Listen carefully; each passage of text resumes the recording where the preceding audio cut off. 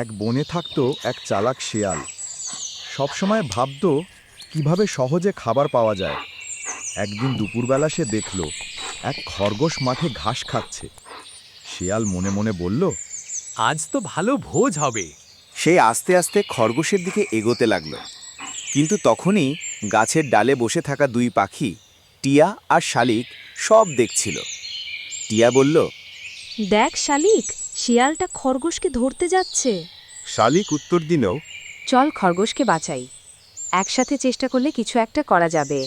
তারা দুজন মিলে জোরে ডাকতে লাগল, খরগোশ খরগোশ সাবধান, শেয়াল আসছে।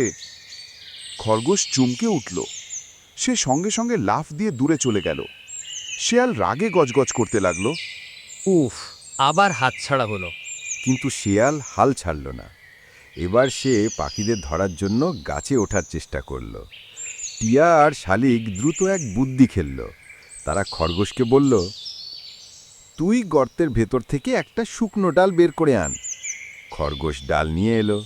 পাখিরা সেটা নিচে ফেলে দিল শেয়ালের সামনে। শেয়াল ভাবল, আরে, এটা কি খাবার নাকি? সে ডালটা মুখে নিতেই দাঁতে ব্যথা লাগল। শেয়াল চেঁচিয়ে উঠল।